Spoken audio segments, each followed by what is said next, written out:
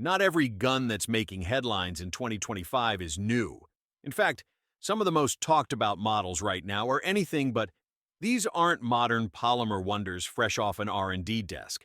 They're guns that, not long ago, were practically erased from shelves, catalogs, and conversations. Some hadn't been seen in decades, others were dismissed as obsolete, unremarkable, or simply outdated. But lately, something has shifted. Gun shows, collector forums, and even factory floors are lighting up with a new kind of energy, a rediscovery of platforms that once sat forgotten, gathering dust or tucked away in basements and surplus bins. These aren't the classics that never left. These are the ones we stopped talking about. Until now. Today, we're counting down 8 firearms that made a comeback no one saw coming. Some were gone for a generation. Now, they're back, and in some cases, better than ever. For decades, the high-standard .22 target pistol was the unsung backbone of American precision shooting. Whether it was the Supermatic, the Trophy, or the Citation, these pistols earned quiet respect for their balance, accuracy, and simplicity. They were workhorses at college ranges and Olympic qualifiers alike, until they weren't. By the late 1980s, the company behind them folded under financial strain. With no successor picking up the torch, these pistols didn't just fade. They vanished. No production, no marketing, and very little chatter in gun circles. New shooters rarely heard the name. Even collectors, for a time, looked past them in favor of flashier or rarer steel. Now, they're reappearing, and not just in dusty display cases. Shooters are snapping them up at auctions, restoring them with care, and putting them back on the line. The Supermatic Citation, for example, features a fixed 5.5-inch bull barrel, adjustable rear sights, and a crisp single-action trigger that breaks at around 2.25 pounds. With its all-steel frame weighing over 40 ounces, the gun delivers a stability few modern rimfire pistols can match. This resurgence isn't nostalgia, it's reevaluation. As match-grade .22 pistols become increasingly high-priced or plastic-heavy, the high standards offer timeless function without compromise. Small gunsmith shops now refurbish them professionally. Demand on secondary markets has surged, and among competitive rimfire shooters, they've gone from forgotten to favored almost overnight. Once overlooked even at gun shows, clean examples now command serious attention and serious money. In less than 5 years, prices have doubled, and demand shows no sign of slowing. Walk through an American pawn shop in the early 2000s, and there's a good chance you'd see an old Iver Johnson revolver tucked in the back corner, priced to move, or simply forgotten. Once a household name in the late 19th and early 20th centuries, Iver Johnson built its reputation on inexpensive but reliable revolvers designed for working-class Americans. At their peak, they were producing over 300,000 revolvers per year. But after World War II, the name quietly faded as consumer demand shifted and brand identity dissolved in a sea of imports and polymer innovation. For decades, they were dismissed. Cheap, obsolete, not worth discussing. And yet, today, they're resurfacing with surprising force. Collectors have started giving these old top-break .32s and .38s a second look. The break-action models, especially the safety automatic hammerless, are now being restored, displayed, and sometimes even carried again. These revolvers typically feature a 6-shot cylinder, a blued or nickel finish, and a barrel length ranging from 2.5 to 4 inches. Most are chambered in .32 Smith & Wesson or .38 Smith & Wesson, not powerhouse rounds, but perfectly serviceable in their day. Part of the comeback is visual. The swooping frame lines and bird's head grips offer a retro charm that modern revolvers can't imitate. But it's also cultural. In an era where gun collecting is expanding beyond the usual suspects, Iver Johnson represents a rediscovered tier of American firearms history, everyday guns from a forgotten America.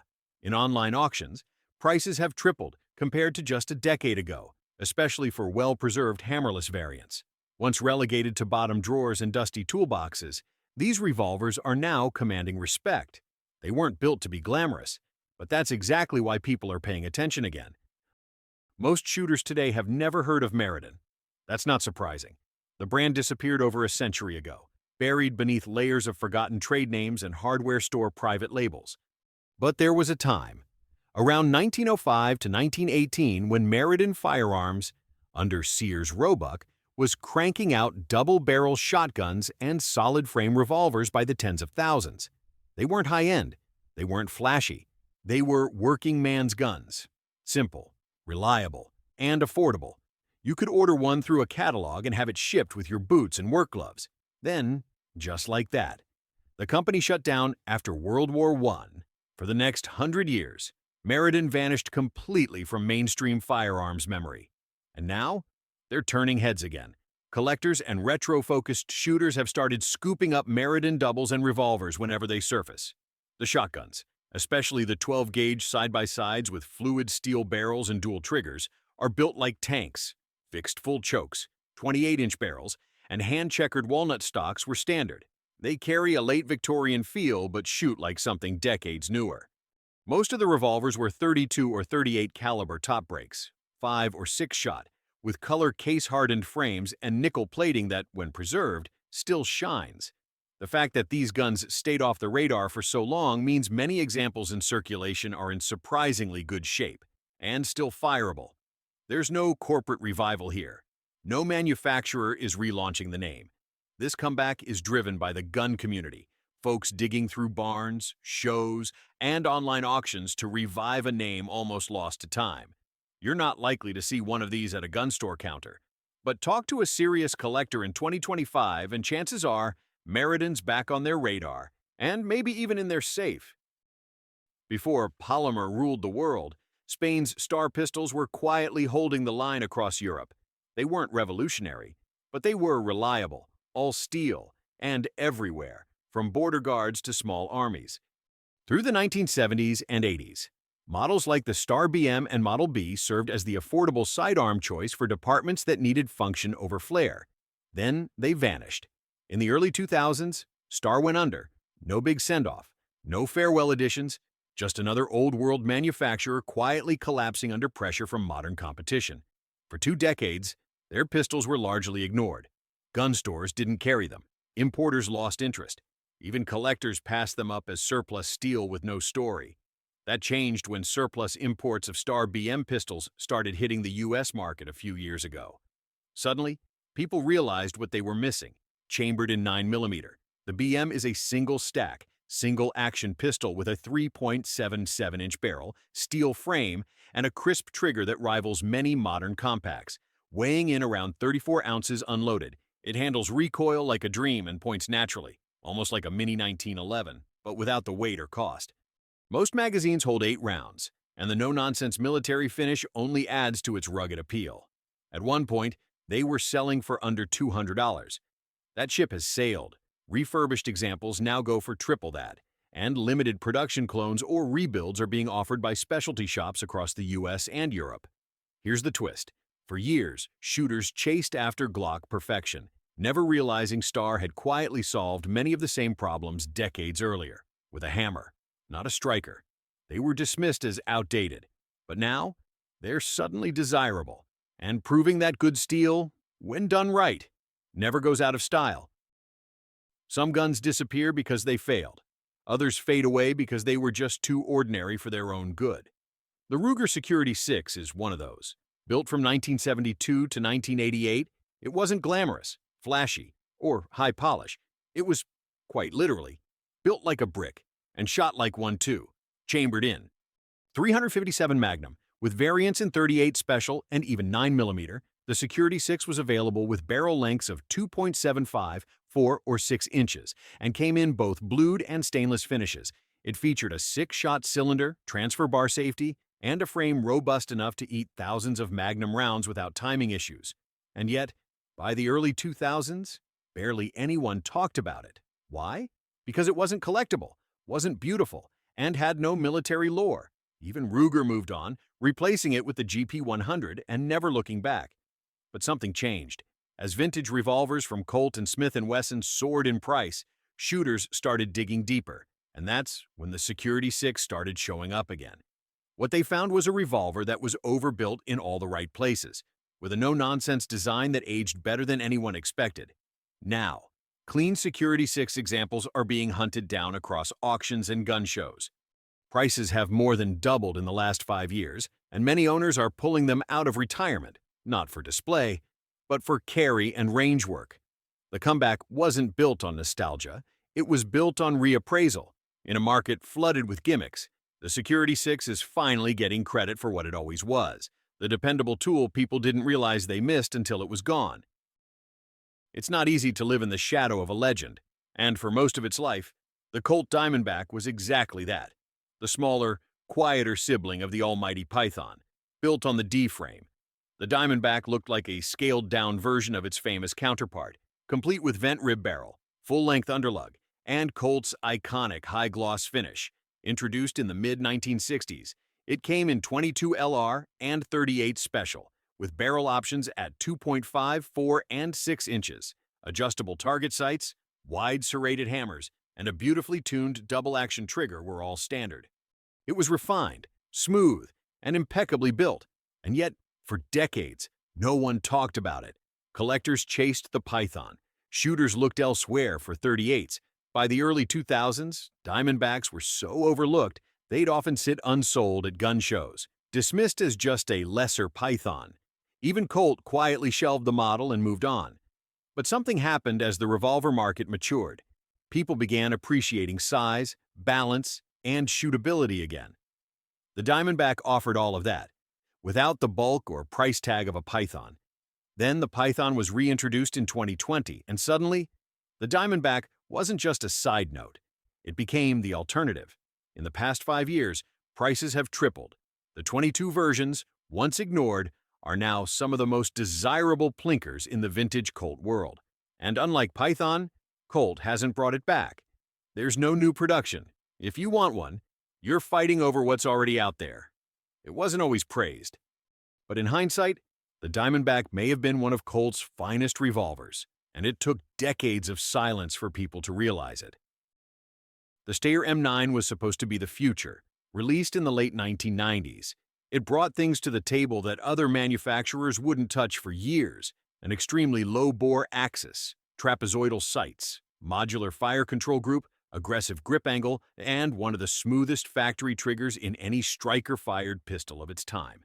And yet, it fell flat in the U.S. American shooters didn't know what to make of it. The sights were weird. The grip felt too vertical. The name wasn't Glock, Sig, or Smith.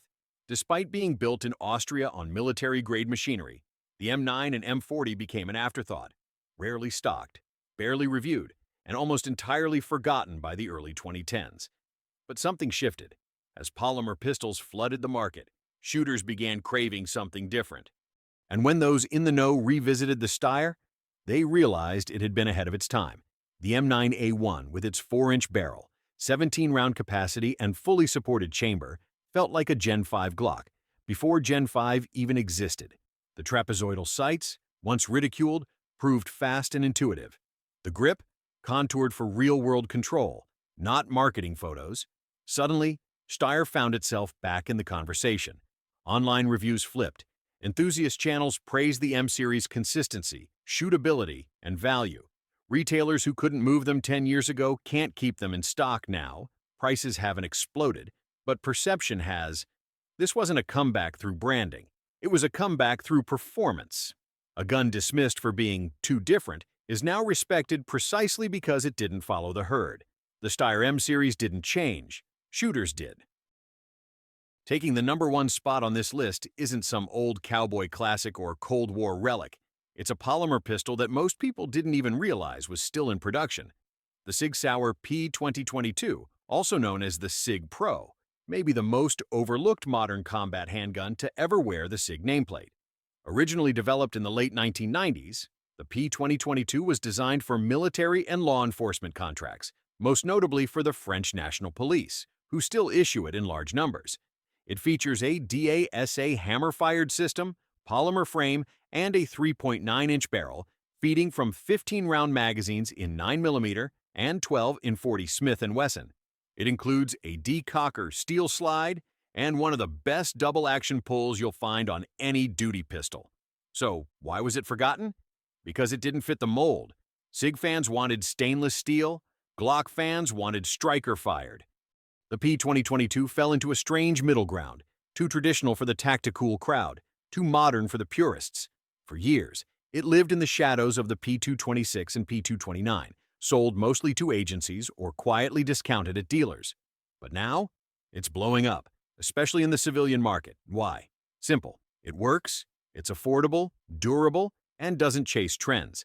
In a world of flashy optics, ready slides, and compensators, the P2022 is just a serious gun that runs, and people are noticing. Prices have climbed, availability is tightening, and forums are suddenly filled with owners calling it the sleeper of the Sig lineup. It didn't change. It didn't get reinvented.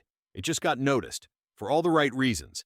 The Sig Pro might have been forgotten, but today, it's exactly the kind of comeback story modern shooters are chasing. Some of these guns were forgotten because the industry moved on. Others were just overlooked until shooters started looking a little closer. But what they all have in common is that they weren't finished, not even close. Whether it's a steel frame revolver built to last or a polymer sidearm that finally found its lane, their return isn't hype, it's earned. If you've got one of these tucked away in a drawer or safe, maybe now's the time to dust it off, take it to the range, or pass it on to someone who'll appreciate it. And if you're out there looking, keep your eyes open. Comebacks like these don't always come with a press release. If you found something new, or old, to appreciate today, consider sticking around for the next list. Thanks for watching. Stay sharp, shoot safe, and I'll see you in the next one.